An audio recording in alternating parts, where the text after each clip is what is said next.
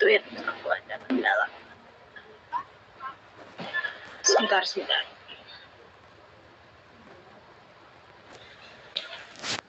Berarti ini uji korelasi dan uji korelasi regresi.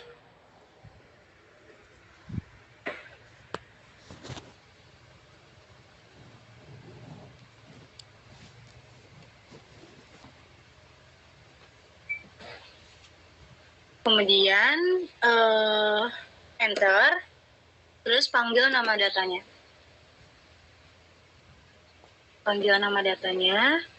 Kayak biasa di run. Nanti muncul di konsol kayak gini. Kalau udah, terus ketik nama filenya lagi sesuai nama file yang kalian masukin. Data penjualan sama dengan data titik, cari yang data titik frame yang ini. Kalau udah diklik, terus di dalam kurung sini kalian ketik nama file kalian, data penjualan kayak gini ya. Kalau udah, kemudian di run. Kalau di konsol udah warna biru-biru kayak gini, berarti udah terbaca di R-nya. Setelah itu, kita buat sumbu Y dan sumbu X untuk nanti tampil di plot sini. Caranya adalah Y sama dengan spasi data, ini data penjualan, ini terus di logo dolar. Kalau Y berarti itu variabel Y. Ingat, jangan ketukar mana variabel X, mana variabel Y. Variabel X itu adalah yang mempengaruhi, variabel Y itu yang dipengaruhi. Kan ini tuh ingin mengetahui sebenarnya tuh postingan media sosial itu mempengaruhi nggak sih hasil penjualan gitu. Berarti Y-nya itu adalah hasil penjualan. Y itu adalah sebab akibatnya. Misalnya kalian pengen mengetahui metode belajar kalian dengan membaca itu efektif gak terhadap nilai kalian. Berarti nilai itu sebagai variabel Y, sedangkan metode belajar itu variabel X. Pokoknya variabel Y itu adalah variabel hasil. Kalian pengen buktiin apa, sebenarnya hasilnya ini enggak, itu berarti variabel Y. Berarti data penjualan, ini hasil penjualan. Terus kalian run. Nah, kalau misalnya di global environment-nya itu udah muncul values Y, berarti sintaks Y yang kalian udah buat itu sudah terbaca di RStudio. Tampilannya kayak gini, ada 6, terus ada 55, 49, dan sebagainya. Kalau udah buat Y, berarti langkah selanjutnya adalah kita buat X-nya. Caranya sama, X sama dengan data penjualan, kemudian logo dolar, sekarang variabel X, variabel yang dipengaruhi. Berarti postingan media sosial. Kayak gini ya. Kalau udah, kalian run. Oke. Di sini di values, kalian bisa lihat ada X, ada Y. Berarti udah lengkap lah sumbu untuk membuat scatter plots nantinya. Nah, kalau udah kayak gini, kalian baru bisa ngerjain regresi dan korelasi ke bawahnya. Jadi untuk uji korelasi dan regresi, langkah awalnya seperti ini. Baru kemudian kalian buat regresi, caranya adalah ketikkan re sampai dia muncul.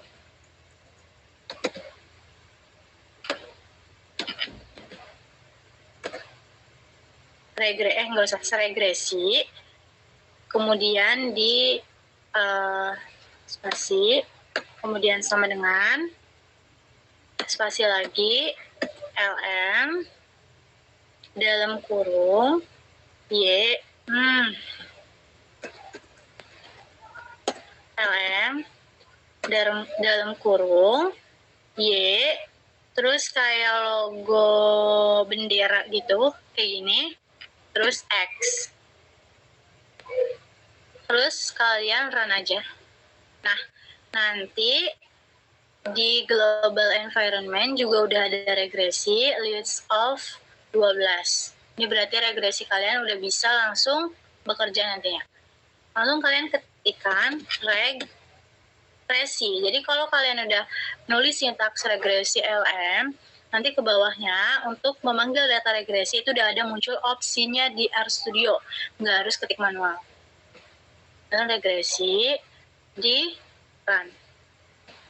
Oke, nah ini sudah muncul call formulanya, di mana koefisien interceptnya adalah 33,900 dan X-nya adalah 1,776. Tapi belum sampai sini saja. Ini baru menentukan koefisien intercept dan juga X atau koefisien regresinya. Selanjutnya, kalian summary datanya. Kayak biasa, summary, kemudian regresi. Setelah itu di run. Nah, tujuan dari summary adalah supaya informasi yang kalian dapatkan itu lebih lengkap. Kayak gini, ada minimumnya, ada kuartil 1, median, dan sebagainya. Sampai ada standard error, t-value. T-value berarti t-hitung, dan juga ada estimate standard errornya. Kalau udah seperti ini, langkah selanjutnya adalah kalian buat plots untuk di sini nih nanti tampilannya. Caranya adalah plots. Dan klik plots yang grafik. Kemudian X, Y, X lab. X lab yang udah ada opsinya. Ketik 2. X adalah postingan media sosial. Berarti postingan media sosial. Pas baru kalian run. Nah, di sini akan muncul gambar scatter plot yang akan digunakan untuk interpretasi juga.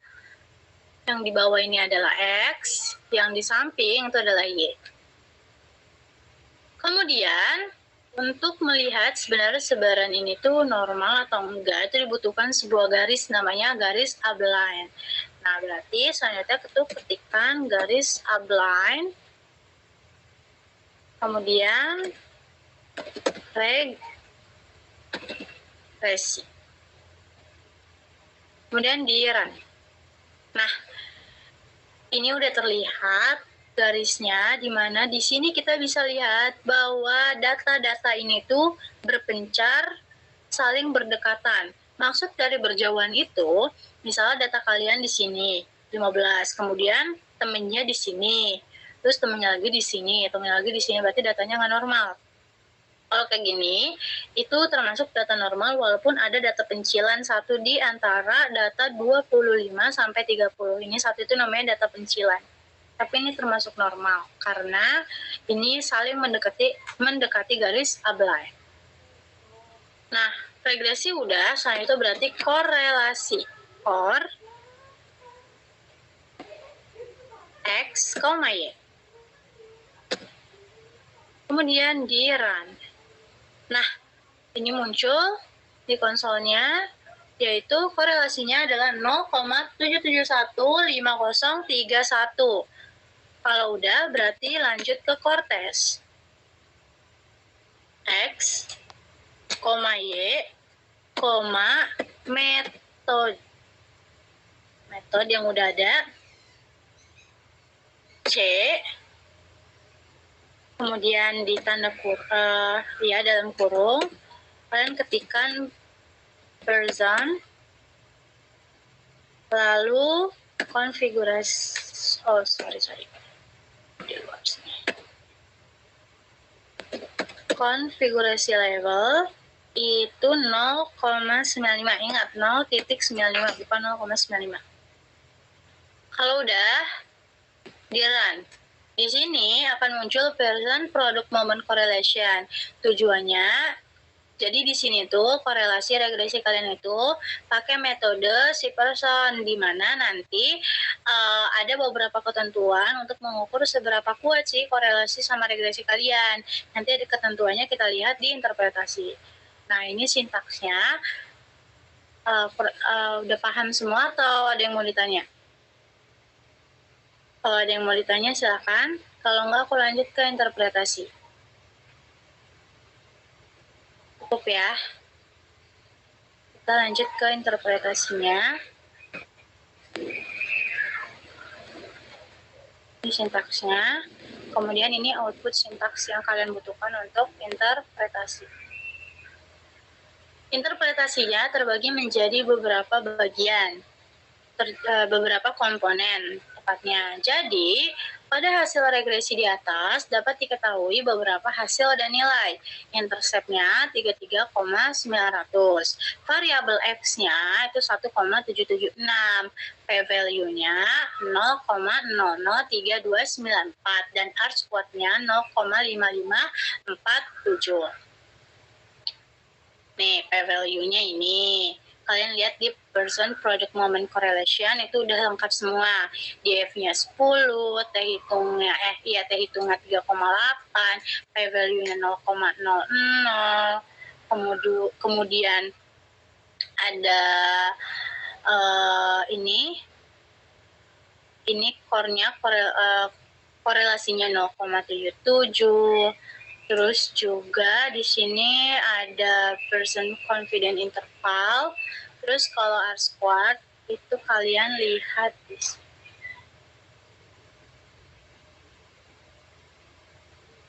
Ini R-squared nih. Adjust R-squared 0,5547 multiple. Yang kalian pakai yang adjust, bukan yang R-squared. Nah, Y, rumusnya kan A plus BX plus E, di mana itu adalah intercept. Interceptnya udah tahu 33,900, berarti masukin. Ditambah koefisien regresinya itu tadi 1,776. Berarti masukin 1,776X plus E itu adalah standar error. Nah, jadi berdasarkan hasil analisis persamaan regresi di atas, dapat disimpulkan bahwa jika nilai X ini, kalau naik satu satuan, maka akan menaikkan hasil penjualan produk perusahaan sebesar 1,776. Tapi kalau dia 0, berarti si hasil penjualannya itu akan tetap, yaitu 33,900. Kemudian kita analisis dari metodologinya untuk mengetahui apakah ada pengaruh hubungan postingan media sosial terhadap hasil penjualan dalam 1000 unit, maka kita lakukan uji hipotesis kayak yang di awal. Ada hipotesis H0 dan ada hipotesis H1 atau hipotesis alternatif. Nah, di sini ketentuannya sama kayak kemarin. Jika p-value-nya lebih dari alfa, di mana alfanya adalah, kalau alfanya nggak disebutin, berarti kalian pakai yang 5%. Maka H0-nya diterima. Jika p-value-nya kurang dari alfa, maka H0-nya ditolak. Dan pada hasil uji regresi dan korelasi yang telah kita lakukan menggunakan RStudio, dari data penjualan, memuat postingan media sosial sebagai X dan hasil penjualan sebagai Y, didapatkan hasil p-value-nya nih 0,003294. Itu berarti kurang dari 0,05. Kalau misalnya nanti p-value-nya itu dalam bentuk E, itu kalian nggak perlu gimana-gimana atau ganti data. Kalian ke Google aja, kalian cari ubah yang E ini menjadi desimal, atau kalian bisa bagi, kalau nggak salah 10.000. Nah, 0 itu ditolak. Jadi, karena p-value-nya itu kurang dari alfa, maka disimpulkan bahwa berdasarkan uji regresi dan korelasi terdapat pengaruh postingan media sosial. Jadi kan nih si H0-nya kan ditolak, berarti kalian coret. Kalau ditolak ya dicoret, berarti dia terdapat pengaruh postingan media sosial. Kalau diterima, berarti dia tidak terdapat pengaruh. Kemudian kita uji atau analisis berdasarkan R-squared-nya. Tadi kita udah tahu bahwa R-squared-nya itu 0,5547. Kalau kita persenin itu berarti 55,47%. Sisanya 44,53%. Berarti 44,53% ini merupakan faktor lain yang tidak dimasukkan ke dalam uji regresi. Sehingga disimpulkan bahwa terdapat pengaruh postingan media sosial terhadap hasil penjualan sebesar 55,47%. Lanjut, kita ke koefisien korelasi. Koefisien korelasi ini yang paling penting. Koefisien korelasi itu kita ukur pakai yang tadi person product analisis kalau nggak salah. Nah, koefisien korelasi pada regresi ini kita bisa tahu bahwa didapatkan koefisiennya itu sebesar 0,76864113. Dari mana sih sebenarnya 0,768943? Nih, dari si koefisien korelasi.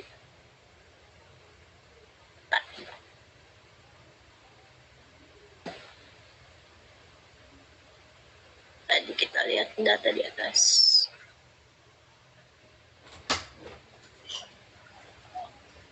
Kayaknya aku salah ketik. Bentar.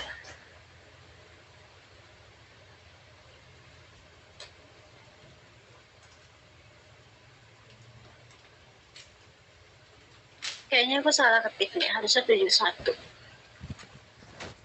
Nanti aku cek lagi ya, pokoknya sekitar 0,7 lah ya. 0,7 itu berarti iu banget anjing.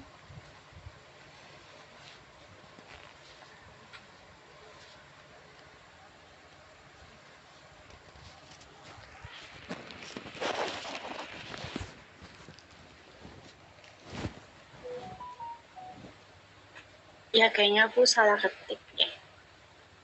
Pokoknya itu antinya antara 0,7.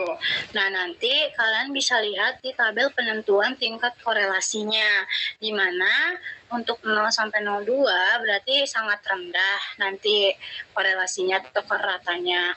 0,2 sampai 0,4 itu rendah, 0,4 cukup, 0,6 sampai 0,8 itu tinggi, 0,8 sampai 1 itu sangat tinggi. Berdasarkan tabel di atas, bahwa peningkatan korelasi menurut Guilford dapat dilihat bahwa hasil koefisien korelasinya itu disimpulkan itu sangat tinggi karena dia berada dalam rentang 0,6 sampai 0,8 karena hasilnya adalah sekitar 0,7. 0,7 itu berarti tinggi. Itu artinya korelasinya kuat karena koefisien korelasi berada pada range 0,6 sampai 0,8. Baru deh kalian bisa nyimpulin keseluruhannya. Jadi berdasarkan kesimpulan analisis persamaan regresi, uji hipotesis, uji p-value, uji nilai R-squared, dan koefisien korelasi, dapat disimpulkan bahwa pada hasil uji regresi dan korelasi yang memuat postingan media sosial dan hasil penjualan, ditarik informasi di mana ini persamaannya, di mana dalam hal ini, jika nilai X-nya atau nilai X itu adalah postingan media sosialnya itu naik atau bertambah atau sering melakukan posting di media sosial sebesar satu satuan atau satu postingan, maka akan menaikkan hasil penjualan produk perusahaan sebesar 1,776 pula. Maka dapat disimpulkan postingan media sosial ini berkorelasi kuat atau tinggi terhadap hasil penjualan produk dalam 1000 unit di perusahaan Varios. Nanti buat koefisien korelasi aku cek lagi ya. Nanti aku kasih tahu di grup. Oke. Sekarang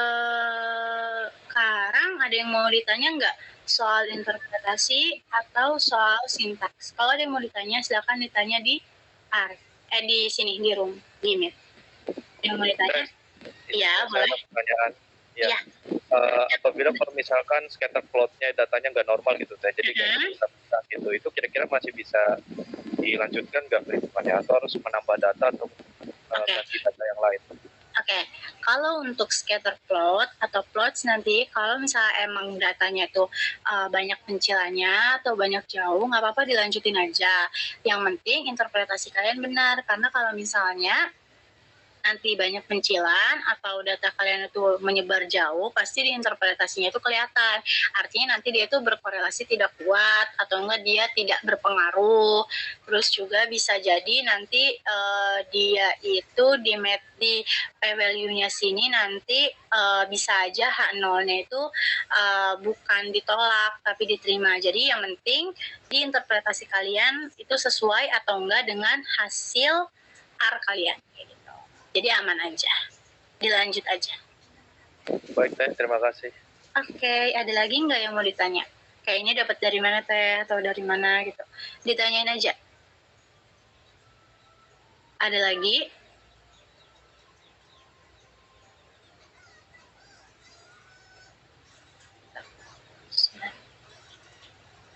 Aku kasih 20.55, coba kalian boleh lihat-lihat dulu.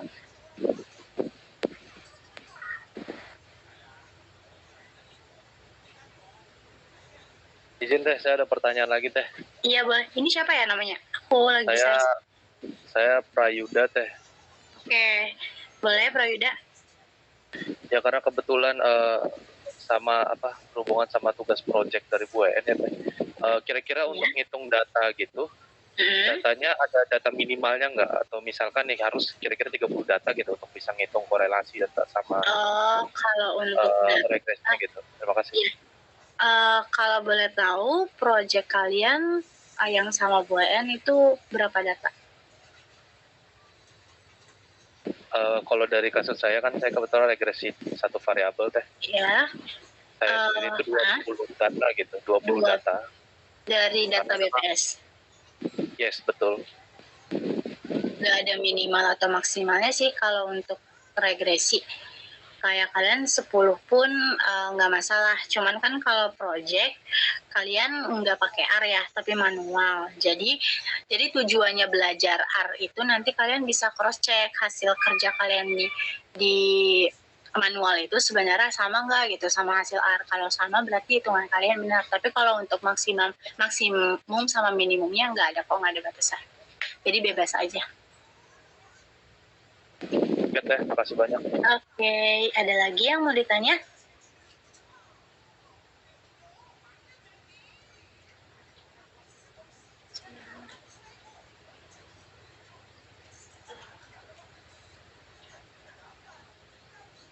Cukup? Cukup ya mungkin. Sekarang aku mau bahas soal laprak. Kalau cukup kita bahas laprak ya.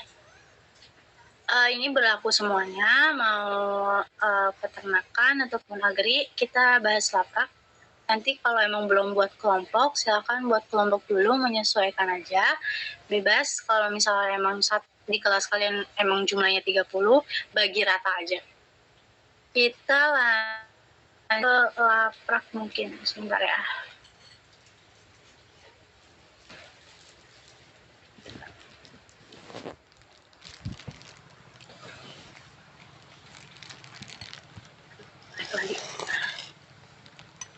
Nanti laprak kalian contohnya tuh kayak gini. Pokoknya ada cover, kata pengantar pastinya.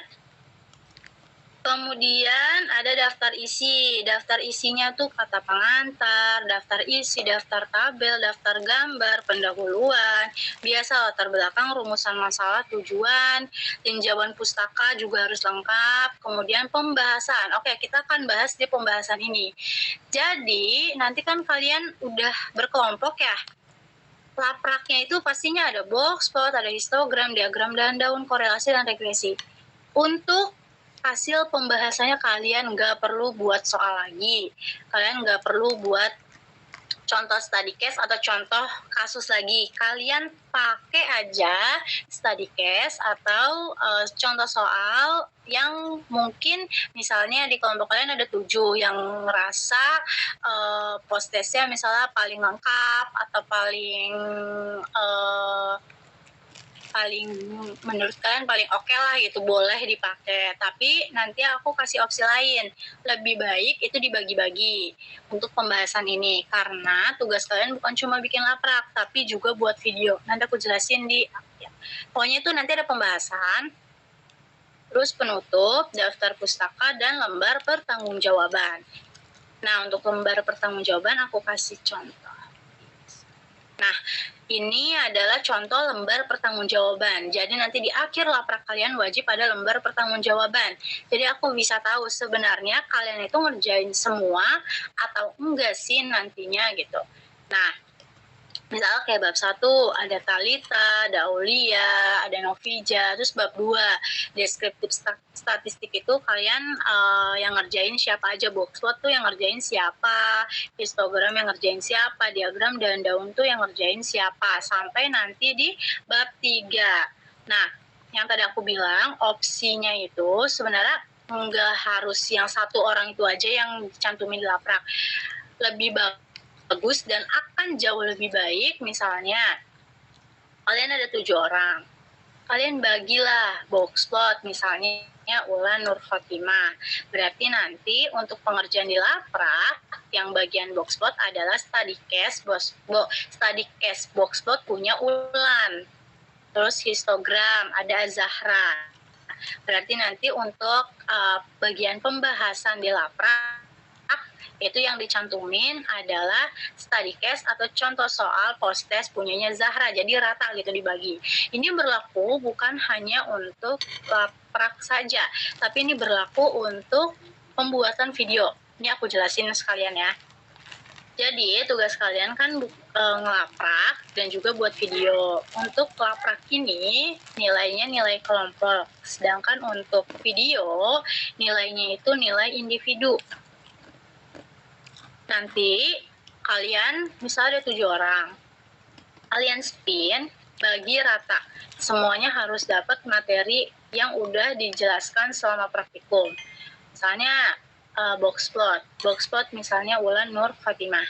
Berarti nanti untuk di laprak bagian box plot pembahasannya itu pakai contoh soal post testnya punya Ulan. Begitupun untuk video, berarti Ulan nanti akan membuat video mengenai materi box plot dan juga study case atau contoh soal yang mereka lampirkan di laprak, yang akan dilampirkan di laprak mengenai box plot. Terus misalnya regresi dan kolerasi itu aku. Nah, berarti aku ini akan nyantumin di laprak contoh soal yang aku udah buat tentang regresi dan kolerasi, dan contoh soal yang dicantumin di laprak ini juga aku buat video. Jadi untuk video dan juga pembagian tugas itu disamain. Nanti masing-masing kelompok harus bagi rata. Walaupun misalnya 5 orang satu kelompok, tetap harus dibagi rata, pokoknya materinya harus beda-beda dan harus kebagian semua. Bisa aja box plot misalnya, kalau misalnya 5 ya, misalnya box plot Ulan, histogram dan daun itu bisa digabung, misalnya Zahra. Uji hipotesis misalnya ini digabung jadi uji hipotesis ini misalnya Talita, terus ini uji hipotesis yang ini digabung misalnya satu orang aja, terus regresi dan kolerasi aku gitu. Pokoknya dibagi rata, masing-masing orang dapat bagian, masing-masing orang dapat materi, dan materi ini yang akan kalian gunakan untuk pembuatan video dan juga pencantuman pembahasan di laprak. Kayak itu. Oke, sampai sini dulu. Ada yang mau ditanya nggak sebelum aku lanjut ke ketentuan ujian praktikumnya? Ada yang mau ditanya nggak soal laprak?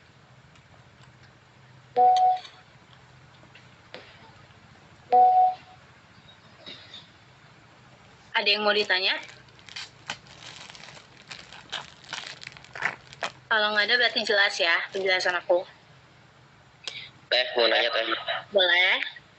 Kalau untuk pengumpulan laprak itu deadline-nya kapan Teh? Ya, nanti kalau untuk deadline aku kabarin di grup ya. Aku soalnya sepakatin sama sprak yang lainnya juga. Oke Teh, terima kasih. Ya, ada lagi yang mau ditanya soal seputar laprak dulu dan juga video. Saya mau tanya, Ya, boleh. untuk yang ini itu dia ada kayak ketentuan margin dan lain-lainnya itu enggak Teh? Ada. Kalau nggak salah aku pernah ngasih di pertemuan pertama, nanti aku masukin aja PPT-nya ke materi. Oke, baik. Makasih Teh. Oke. Ini kerjanya harus kelompok ya guys. Kalau misalnya emang ketahuan ada yang tidak berkontribusi dan tidak kerja, silahkan lapor ke aku. Lapornya ke aku, jangan lapor ke PJ. Langsung chat aku. Nanti aku yang akan menindaklanjuti soal penilaian mereka. Tujuan adanya lembar pertanggungjawaban adalah untuk pembagian materi kalian supaya rata. Gak ada yang ngerasa terbebani ataupun menjadi punggung dari kelompok itu gitu. Jelas ya? Kalau jelas, ya boleh. Malahnya tadi saya kurang perhatiin. Ya. Untuk ini pembuatan videonya itu sama kayak post-test yang pertama apa gimana tuh? Iya. Jadi nanti ada ketentuannya kok. Nanti habis ini aku jelasin. Tapi kurang lebih ya kayak tugas yang pertama. Yang ini peternakan ya? Iya Teh. Oke, iya. Nanti nih bentar ya. Berarti ini udah clear ya. Kalian bisa rembukin dari sekarang sama kelompoknya. Yang peternakan kayaknya belum. Teh, mau lagi Teh. Iya, boleh. Misalnya itu kan dari bab pembahasannya kan ada 7 ya Teh ya. Misalnya Iya. kelompoknya hanya jumlahnya anggotanya cuma 6 orang gimana tuh Teh? 6 orang itu dibagi aja. Kayak sesuaiin aja sama kalian. Yang penting kebagian satu orang tuh satu materi gitu.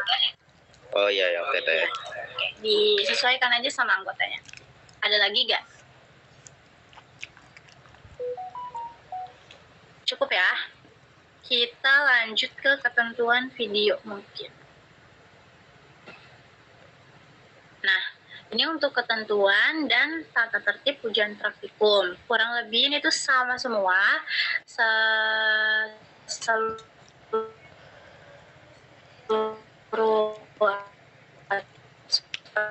statistik, makanya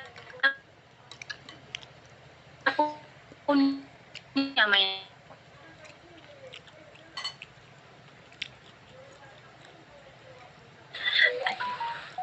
sebentar guys. Ini ada charger gak? Ya mati. Oh my god, kayaknya guys.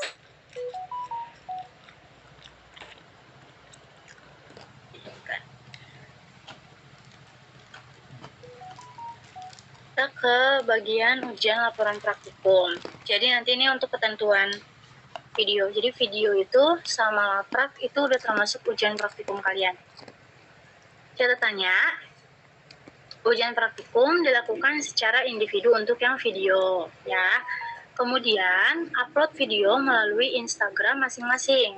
Apabila durasi video tersebut lebih dari 15 menit, maka di-cut terlebih dahulu supaya bisa di-upload. Atau kalau memang ada kendala, silakan sampaikan ke aku. Kemudian, menggunakan Instagram pribadi, tidak boleh di private. Kemudian, tag Instagram Asprak, ini bersifat wajib. Kalau nggak bisa di-tag, nanti sebut aja di caption. Lalu, usahakan menggunakan first account atau lebih bagus, atau Instagram dengan nama account praktikan yang sesuai dengan nama di absensi. Jangan namanya itu, walaupun aku tahu nanti di caption kalian akan mencantumkan nama kalian, tapi menurut aku untuk penguploadan tugas akan lebih baik kalau nama akunnya itu adalah nama real kalian. Jangan nama-nama yang biasa kalian pakai untuk second account. Atau kalau kalian mau pakai second account, usahakan namanya diganti dulu. Nanti untuk captionnya adalah kelas, NIM, nama lengkap, sama materi. Di dalam video tersebut, kalian harus menjelaskan materi yang udah didapat atau yang udah di-spin di kelompok kalian pada praktikum dengan sejelas mungkin. dan wajib terlihat muka serta tampilan proses pengerjaan dari menunjukkan data di Excel, study case-nya gimana, hingga langkah-langkah di R dan kesimpulannya. Contoh soal dan data harus berbeda untuk setiap praktikan, tidak boleh sama. Data boleh diambil dari pengerjaan kalian selama post-test, jadi nggak harus buat ulang. Jadi konsepnya itu kalian tinggal copy paste aja kalau untuk di laprak gitu. Siapa yang ya tergantung dari hasil spinan kalian aja nanti. Jadi tinggal dikopas-kopas aja. Paling kalian tinggal nambah untuk tipus, tinjauan pustaka, dan juga latar belakang. Nggak harus buat ulang ya, karena aku juga tahu kalau buat ulang itu akan 2 kali lebih susah, jadi kalian nggak perlu buat ulang. Kopas saja dari post-test kalian. Terus apabila nanti diketahui bahwa ujian praktikum baik laprak maupun video itu sama seperti praktikan lain atau kelompok di kelas lain, maka akan diberi nilai 0. Kenapa? Nggak bakal tahu juga nggak sih Asprak ini kalau aku kopas? Tahu. Pasti tahu. Karena akan dicek satu-satu dan pengecekannya juga bukan aku doang, bareng sama Kang Satria dan juga sama Teh Aulia. Untuk ketentuan ujian praktikumnya seperti ini. Jadi ujian praktikumnya adalah kalian buat video itu. Jadi video itu menurut aku nilai yang lumayan cukup besar juga, jadi tolong dimaksimalkan. Dari mulai kalian buat tapi aku saranin mungkin kalian bisa buat PPT dulu, jadi nanti kalian ngejelasin dari si PPT itu gitu. Ada yang mau ditanya nggak soal ketentuan dan tata tertib ujian praktikum? Untuk deadline-nya nanti dikasih tahu lebih lanjut, tapi kalau nggak salah minggu depan sih, karena kita kan UAS tuh tanggal 21 aja udah selesai, jadi mungkin sebelum UAS selesai kita pengumpulan semuanya. Ada yang mau ditanya nggak soal ketentuan ujian praktikum?